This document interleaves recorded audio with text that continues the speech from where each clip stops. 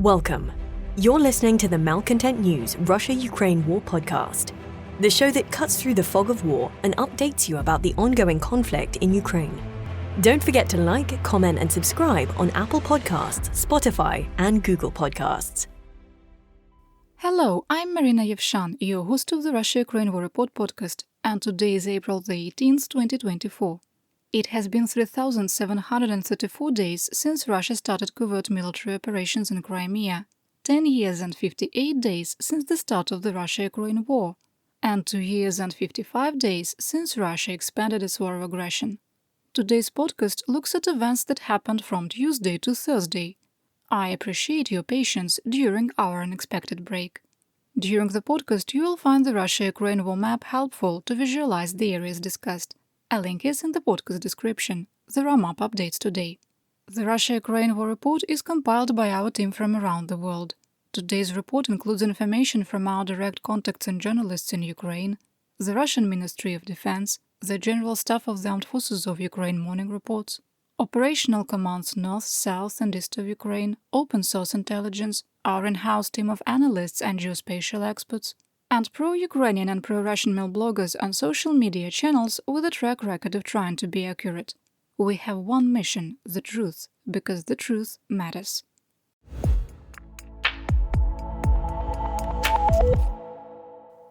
Here is my daily assessment. 1.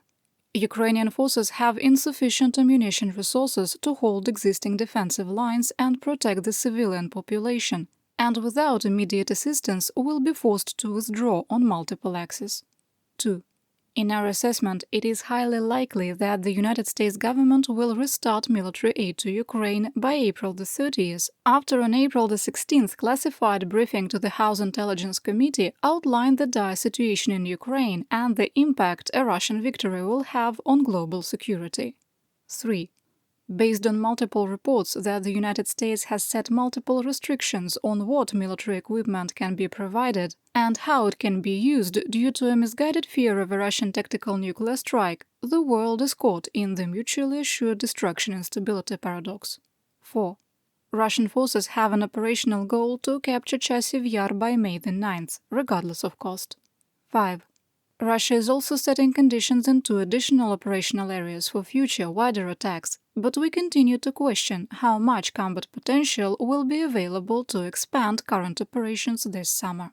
6. Russia's trampling of international humanitarian law has been accelerating since March the 22nd.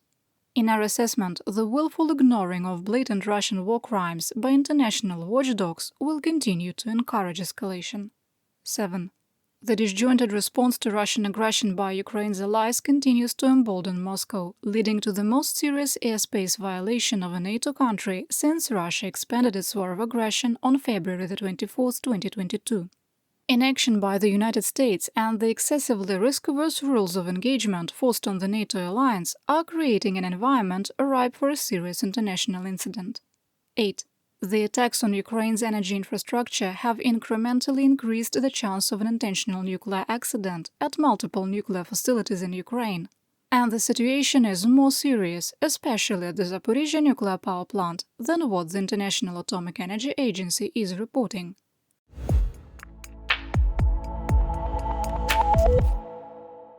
We're changing the format of the podcast because Russian attacks on civilians and civilian infrastructure have become so frequent.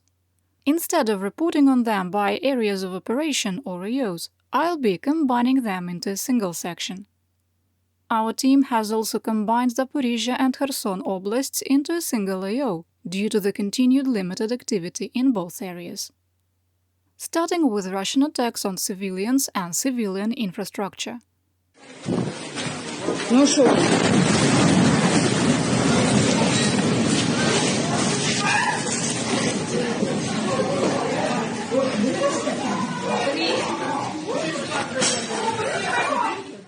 On Wednesday morning, 3 Russian Iskander-M short-range ballistic missiles struck the center of Chernihiv.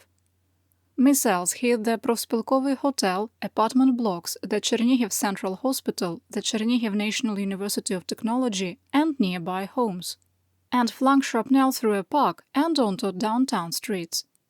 Video recorded in a reproductive health clinic captured the moments of the second and third missile strikes, and at the nearby hospital, officials reported there were 30 patients under care at the time of the attack. The World Health Organization reported 3 healthcare workers were wounded in the missile strike and called, quote, for all efforts to be made to protect healthcare. The attack killed 18 and wounded 78, including 4 children, with 37 in hospital. Among the dead was Alina Mykolaits, a 25-year-old police officer. She had taken a sick day and was on her way to the hospital when her car was sprayed with shrapnel. During Wednesday's United Nations press briefing, Stefan Dujarric, the spokesman for the Secretary General, said, quote, the humanitarian coordinator in Ukraine, Denise Brown, today condemned the latest wave of deadly strikes across the country, including in the northern city of Chernihiv. Ms. Brown underscored that under international humanitarian law, civilians and hospitals must be protected at all times. Unquote. Chernihiv was almost surrounded in March 2022, with Russian forces withdrawing from the city after their defeat at Kyiv. The last major attack was in August 2023. On April the 15th, the VKS, that's the Russian Aerospace Forces, bombed the farming village of Lukiantsy, northeast of Kharkiv, killing 2 pensioners and wounding 4. All of the victims were civilians. 2 days later, the VKS bombed Borova, causing additional damage to the already abandoned village administrative building. The airstrike also damaged the courthouse, library, and private homes. 2 more civilians were wounded in Zolochiv after a Fab-500 UMPK glide bomb struck the village. The mayor of Kharkiv, Igor Terehov, told the British newspaper The Guardian that without military help from the United States and modern air defense, his city could become the, quote, second Aleppo. In 2016, Aleppo, a city in Syria, was bombed for months by the VKS, destroying 95% of the buildings and all infrastructure.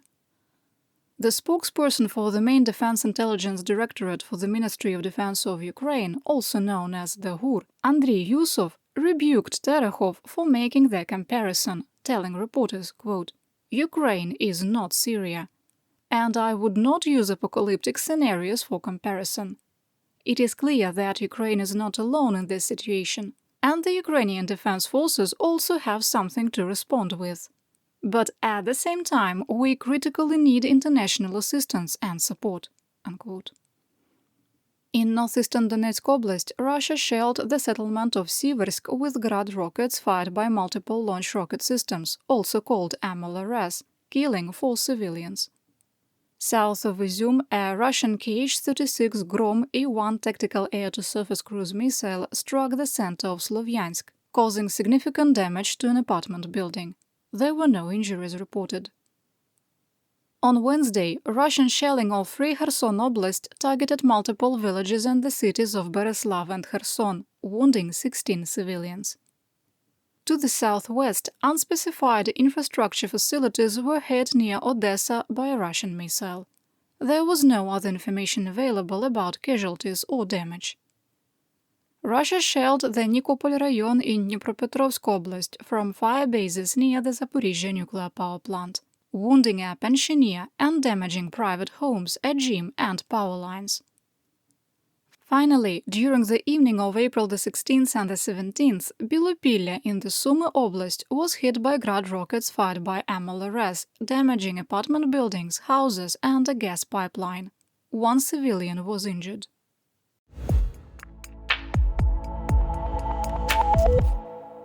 Moving to the action report, we start in Kharkiv and Luhansk Oblasts. In the Kupiansk EO, the Russian Ministry of Defense, also called Armod, reported fighting in the area of Sinkivka.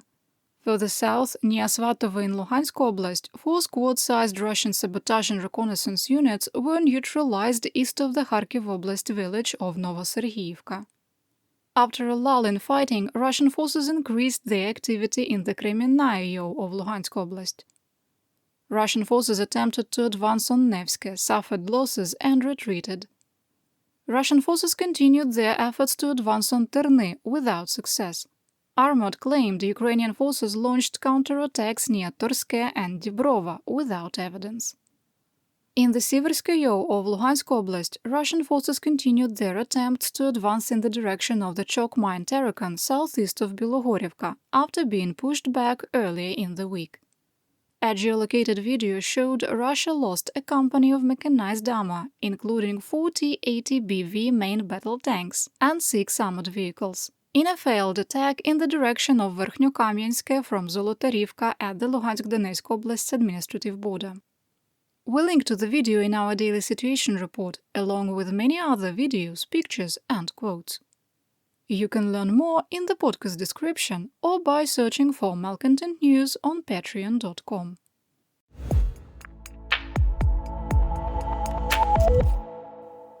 Moving to the Donbass, in northeastern Donetsk Oblast, Russian forces expanded their attacks.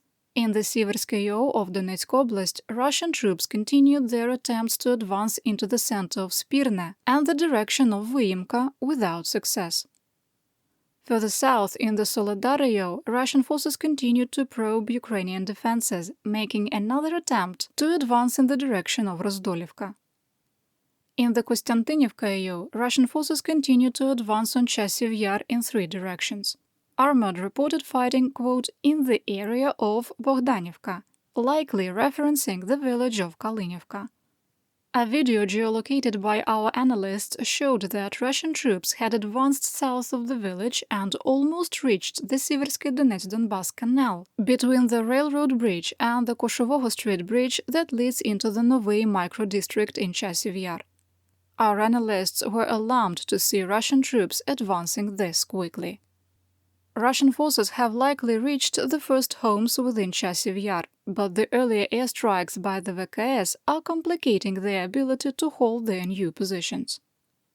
While fighting has never stopped in Ivanivsk, Russia is making a new effort to bypass Ukrainian defenses from the south and advance in the direction of Stupochke.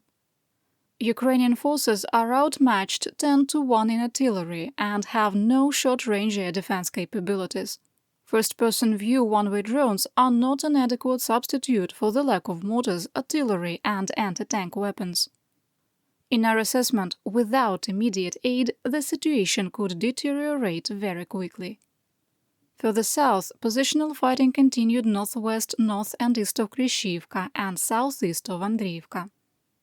Finally, in the Toretsk-New York-Ryo, armored reported fighting in the area of Shumy and Pivdenne, near the edges of Gorlivka.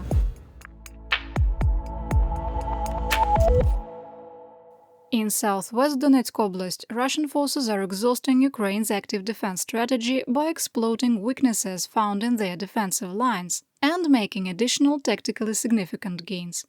In the Avdiivka-Ryo, north and northwest of Krasnogorivka, the situation has deteriorated. Russian troops advanced to the southeastern edge of Novokolonove and occupied several buildings. Using the railroad grade, Russian forces bypassed Novobakhmutivka and advanced into the southeastern tip of Ocheretine, where fighting was ongoing.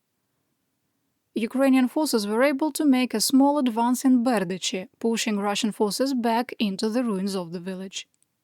A very graphic video showed a Russian soldier walking to his forwardmost line of friendly troops with the torn bodies of his comrades scattered across the road.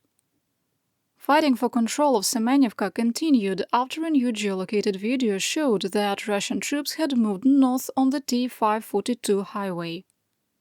Based on multiple Russian reports of ongoing fighting, we continue to code the village as contested. Heavy fighting continued east of Umansk and near Netailove. To the south, Russian and Ukrainian sources reported that fighting continued in Pervomaisk. In the Vuhledar-Ryo, intense fighting continued on the southeastern and southern edges of Krasnogorivka. Russian forces used another total tank equipped with an electronic warfare system to enter the settlement. Russian forces were also able to advance following their railroad tracks to the train station, but were unable to hold their gains due to a lack of defensible positions. To the south, Russian forces renewed their attempts to advance from Pobeda without success.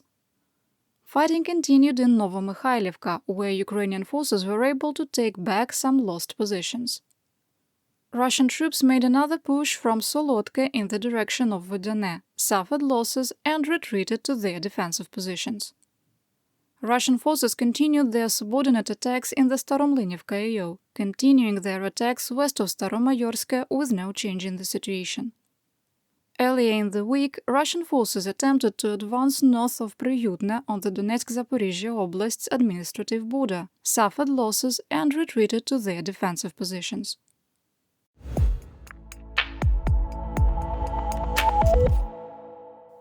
In Zaporizhzhia and Kherson oblasts, fighting intensity remained low. Russian assaults continued in the Orikhiv AO, with an attempt to advance north of Novopokrovka into Belogiria, which ended in failure. Russian troops also attempted to advance northwest of Verbove without success. Sporadic fighting continued south of Robotine in a wide grey zone from near the post office to the southern edge of Novoprokopivka. A video recorded by a drone showed that Russian artillery and airstrikes had completely destroyed Robotine. On April the 15th, in occupied Berdyansk, Russian occupiers claimed they shot down 2 Storm Shadow cruise missiles, while local insurgents reported a hit on a Russian command post. On April the 17th, Russian propagandist Rybar confirmed the strike, but claimed it was unsuccessful. In the Kherson AO, Russian forces continued their attempts to push Ukrainian forces out of Krynki without success.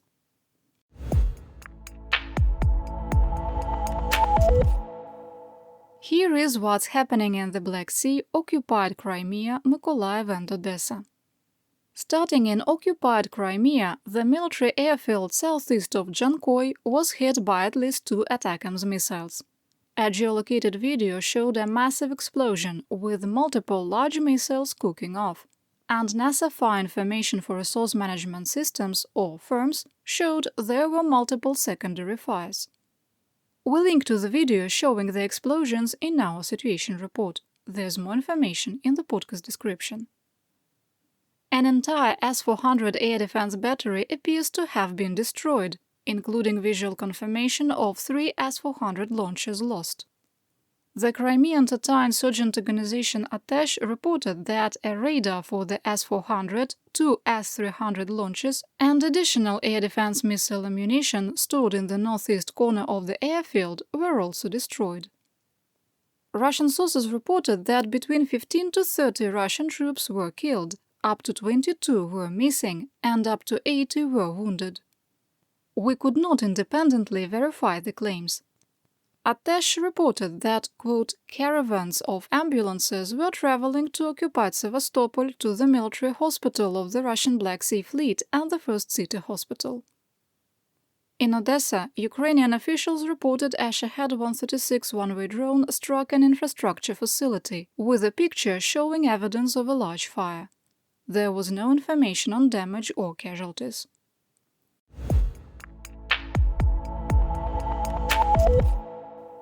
It was very busy on the Russian front.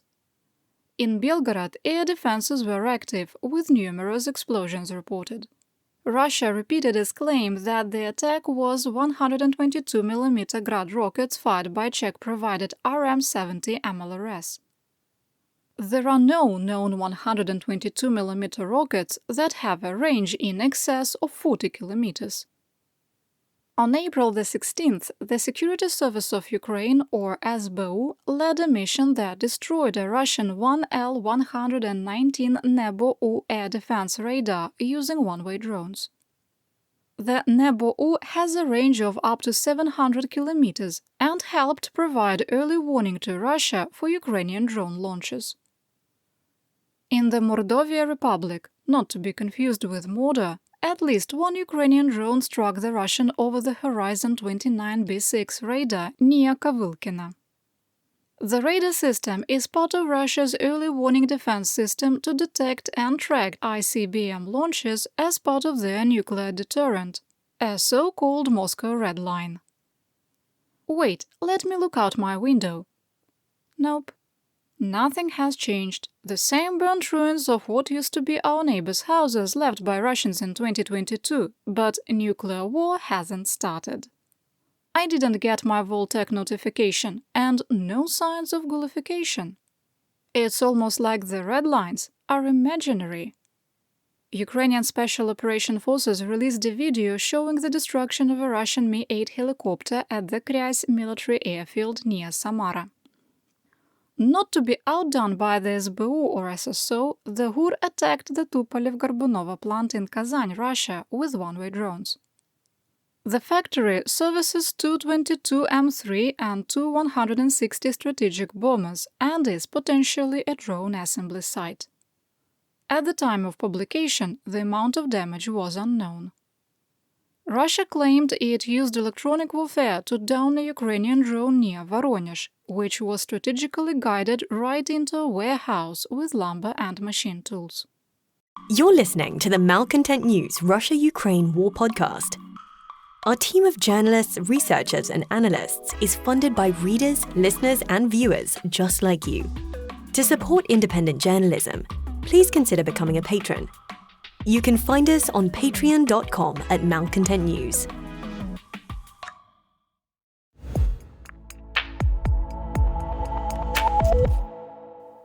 Here is my Theaterwide update, and a lot happened in the last days. From April the 15th to the morning of April the 18th, Ukrainian air defenses shot down 22 of 23 Shahed 136 one-way drones, a significant reduction from earlier in the month. On Wednesday, insurgents in occupied Crimea reported that 2 Il-76 heavy airlift transports arrived at Belbek military airfield. These flights commonly carry Shahed drones, and the number of drone strikes will likely intensify. President of Ukraine Volodymyr Zelensky signed the new mobilization law, which will go into effect on May the 18th. There are too many changes to cover in today's podcast, but we include the critical points in our almost daily situation report. At the Khmelnytsky nuclear power plant, construction of 2 new reactors officially started. Reactors 5 and 6 will use United States technology from Westinghouse. When the project is completed, KNPP will generate as much power as the Zaporizhzhia nuclear power plant before Russia illegally occupied it. Ukraine has started serial production of its new Ram-X one-way drone, which is similar to the Russian Zala Lancet. The Ukrainian version has a 100-kilometer range and a cruise speed of 180 km per hour. It carries a 3-kilogram warhead that can be swapped to support different missions. AI provides inertial guidance, which will continue to its target independent of the operator once it's acquired. With a fragmentation warhead, it can even be used to target other drones. Ukraine is also increasing the range of the Neptune anti-ship missile to 1,000 kilometers and plans to increase production substantially. In the UAE, Ukraine, working with defense contractor Highland Systems, has developed a 10-person submarine that can fire torpedoes with a speed of up to 50 km per hour. Highland Systems reported that the submarine passed initial testing. Latvia and Ukraine signed a security agreement, with Kyiv now having security guarantees from 10 nations, including the United Kingdom, Germany, France, and Canada. NATO will hold a meeting of the Ukraine-NATO Council on April the 19th to discuss deliveries of air defense systems and artillery shells for Ukraine. President Zelensky requested the meeting due to the critical shortages of mortars, artillery rounds, anti-tank weapons, and anti-aircraft munitions. The Federal Minister for Foreign Affairs of Germany, Annalena Baerbock, along with the Minister of Defense Boris Pistorius, said that as part of the immediate action on air defense for Ukraine, they have already reached out to the European Union, NATO alliance members, and third-party nations without success. The Prime Minister of the Netherlands, Mark Rutte, proposed to buy Patriot air defense systems from countries who are unwilling to transfer to Ukraine directly, adding, quote, "There is money for this." But here is the big news. There was a seismic shift in Washington, D.C., hours after a late-night classified briefing to the House Intelligence Committee on the situation in Ukraine. After the briefing, Congressman Mike Turner, the chairman of the House Intelligence Committee, and Jim Hines, the ranking member, wrote on Twitter, also known as X, quote, We must pass Ukraine aid now. Today, in a classified briefing, our committee was informed of the critical need to provide Ukraine military aid this week. The United States must stand against Putin's war of aggression now, as Ukraine's situation on the ground is critical." Unquote. The briefing came after the House Armed Services Committee received a similar report. Here is junior member Congressman Jeff Jackson. One of the biggest remaining legislative dams in Congress just burst, and it is going to be a wild couple of weeks. We've been waiting for months for a bunch of big votes to happen, but the Speaker's been putting them off because the biggest one is Ukraine. The Speaker wants to pass a bill to support Ukraine, but his right flank doesn't. And he knows if he goes around them and passes it anyway, they'll try to fire him. So all year he's been trying to play political chess with this, trying to figure if he moves the Ukraine piece at the same time as another piece, will that let him do this? But none of it really looked like it was going to work, so he hasn't really made any moves, and we've basically had a frozen chessboard all year. Then things became desperate in Ukraine. I'm on the Armed Services Committee, and last week we had our top military leadership tell us that we can either immediately resupply Ukraine with the two things it really needs from us, being artillery shells to keep the Russian army from advancing and air defense interceptors to keep the Russian Air Force largely on the ground, or we can watch as Russia conquers Ukraine. On Wednesday, Speaker of the House Mike Johnson released 4 draft bills with military support for Israel, Taiwan and the Indo-Pacific, Ukraine and the United States national security. The Speaker went on the offensive, promoting the drafts. Here is Speaker Johnson talking to the U.S. news agency CNN. We know what the timetable is. We know the urgency in Ukraine and in Israel. And we are going to stand by Israel, our close ally and dear friend, and we're going to stand for freedom and make sure that Vladimir Putin doesn't march through Europe. These are important responsibilities. A strong America is good for the entire world. Since World War II, really, the responsibility for the free world has been shifted onto our shoulders, and we accept that role. We're an exceptional nation. We're the greatest nation on the planet, and we have to act like it. And we have to project to Putin and Xi and Iran and North Korea and anybody else that we will defend freedom. It doesn't mean boots on the ground. We're not the world's policemen, but we're going to do the right thing. When asked about a looming motion to vacate if he put the Ukrainian aid bill forward, this is what Johnson had to say to U.S. network C-SPAN. My philosophy is you do the right thing and you let the chips fall where they may. If I operated out of fear over a motion to vacate, I would never be able to do my job. Look, history judges us for what we do. This is a critical time right now, a critical time on the world stage.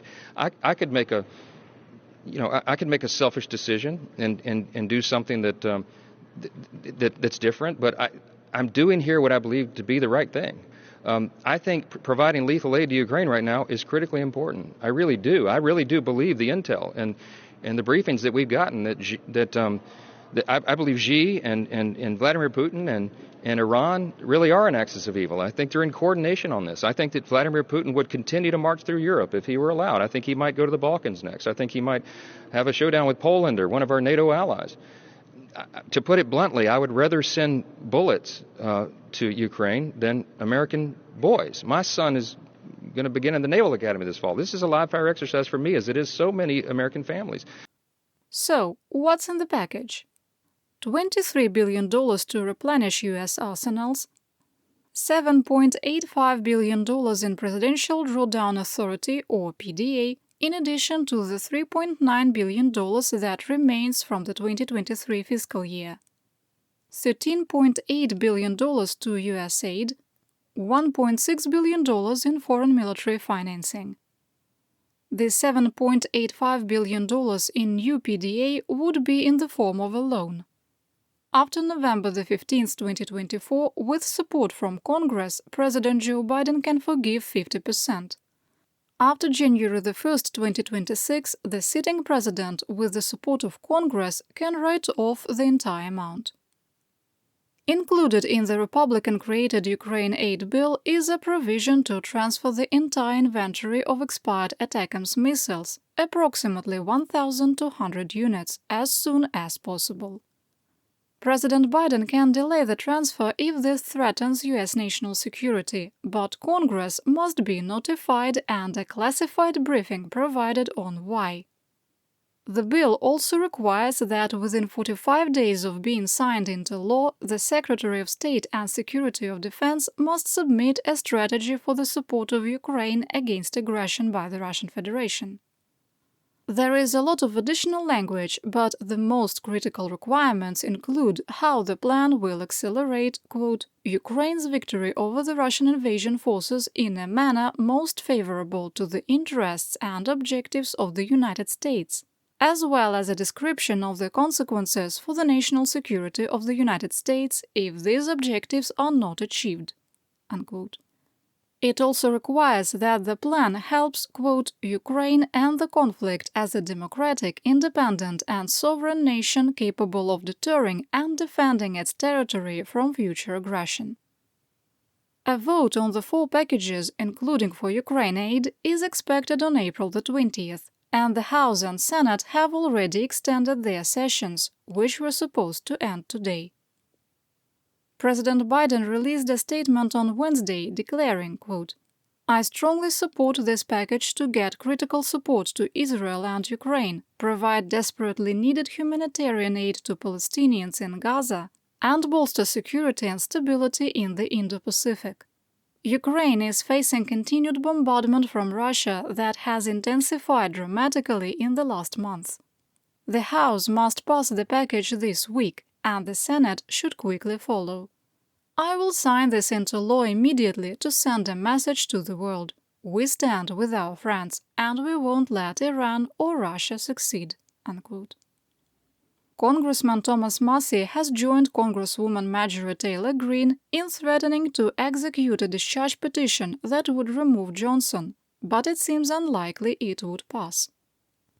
Greene also introduced an unserious amendment to the Ukraine aid bill, calling for any congressperson who votes in support of it to enlist in the Ukrainian armed forces.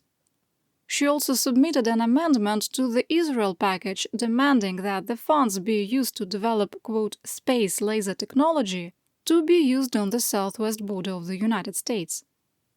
David, are you okay over there in the United States? For our audience, this was written into the script while Marina is recording. The U.S. team is asleep, and this was supposed to be a little segue into a joke where I was going to say, no, we're not okay, and it would go back to Marina. A lot has happened in the 8 or 9 hours since the script was handed off to our team in Ukraine.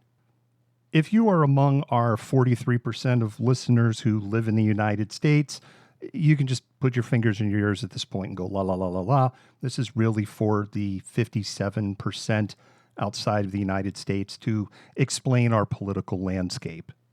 While the United States has a 2-party system of Democrats, liberals, and Republicans, conservatives, within those parties, there are factions. Essentially, the United States has 5 parties right now. Starting on the far left, you have what's called the Progressive Caucus. Moving to my opinion, I would argue they're not progressive. They are much further to the left than they advertise themselves. And then the next group is you have Democrats.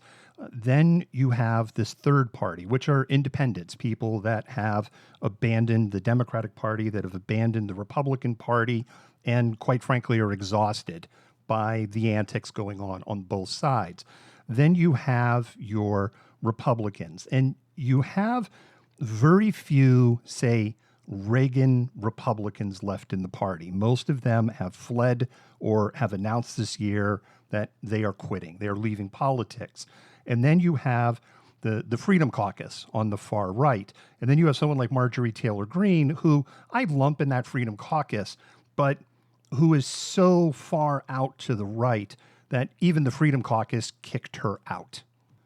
What's happened since Marina recorded the podcast and it came to the United States and we started editing is members of the far-right Freedom Caucus, the Ultra MAGAs, have introduced over 100 amendments to the Ukraine bill and the Israeli bill in an attempt to derail both of them.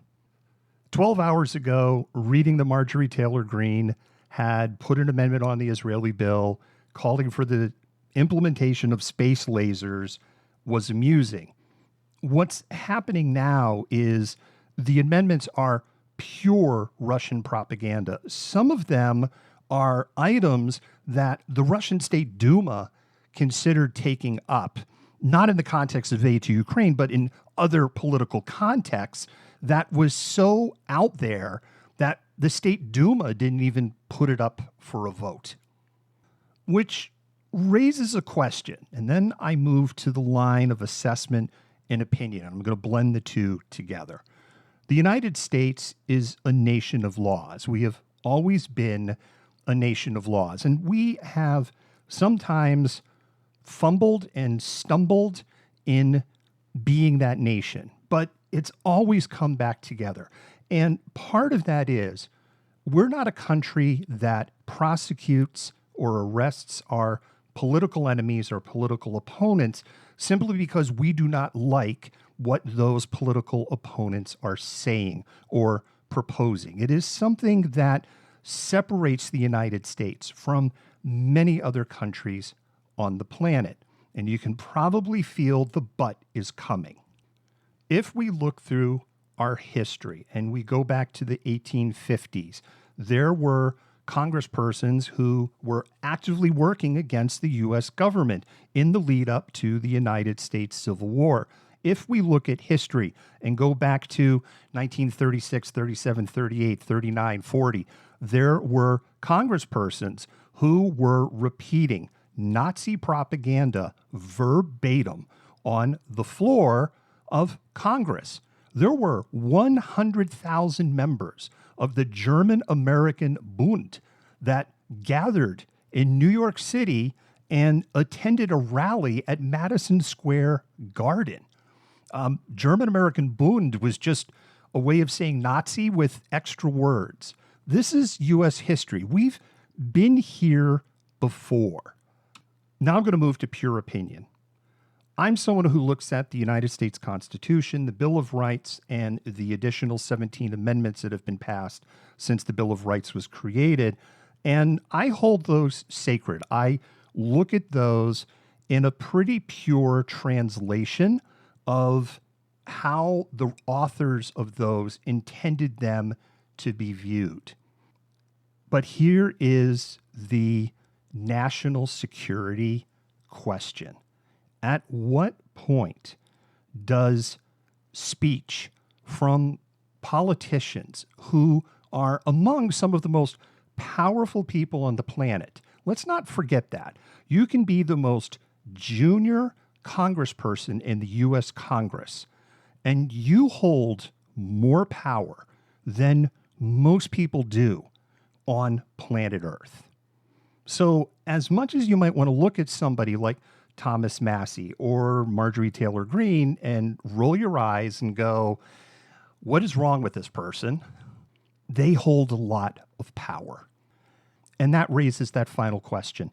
At what point does the line between, well, this is speech from a political opponent, and we in the United States don't arrest or use the legal system to go after our political opponents, to this person is a foreign agent actively working against the interests and the national security of the United States of America. And if that line is crossed and we are a nation of laws, then what do we do? Because in my opinion, it has become very apparent in the last 12 hours that there is a active fifth column within the United States Congress. And the question then becomes, is this pre-Civil War? Is this 1930s United States? Or is there something deeper that the intelligence community needs to take a hard look at? So are we okay here in the United States? No, we're not, but thank you for asking. Moving to assessment. I wish there were more funding, but this sets the foundation for continued support for Ukraine after the US national elections. The requirement to outline a strategy at a tactical, operational, and strategic level on what is exactly required for Ukraine to win has been lacking, at least in the public domain, and something many congressional leaders have asked for.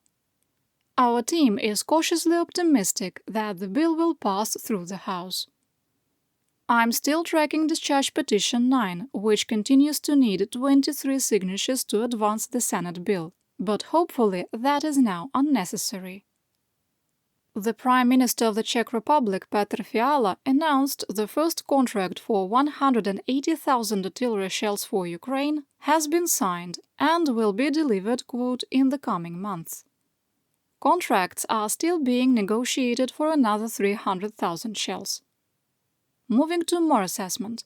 It appears that Ukraine increased its use of artillery in March in anticipation of promised shipments from the European Union and the Czech-led ammunition initiative shells arriving no later than early June. In our assessment, we find it damaging and frustrating that Ukraine's allies consistently miss promised delivery dates, impacting the theater of war. These delays have contributed to the near-catastrophic ammunition shortage that is worsening with each passing day. Fiala went on to say that Prague could deliver up to 1 million artillery rounds in the next 12 months if more financing can be found. The Minister of Foreign Affairs of Norway, Espen Barth Eide, said that Ukraine would receive a significant number of F-16 aircraft, and Norway would provide fully modernized fighters with the latest weapons. Currently, there are commitments to provide 55 planes from at least 3 countries. Lithuania announced it was allocating $3.3 million for the production of first-person view one-way drones. The Netherlands will provide $220 million in Hadron RQ-35 drones in collaboration with Denmark and Germany. And Canada announced it is transferring 450 Sky Ranger drones. The Netherlands also announced that over the next 2 years it would provide Ukraine with an additional $4.8 billion in aid. Denmark announced a new military aid package to Ukraine of $310 million for the purchase of drones, production of missile components, and additional assistance in the, quote, maritime sphere. And that's what we know. Your support of my home, Ukraine, helps us make history and protect the future for all. You've been listening to the Malcontent News Russia-Ukraine War podcast. To help keep us independent, please consider providing financial support by becoming a patron. Want on-demand news in your hand? Download the Google News app and make Malcontent News one of your favorites to receive breaking news updates. Thank you for listening.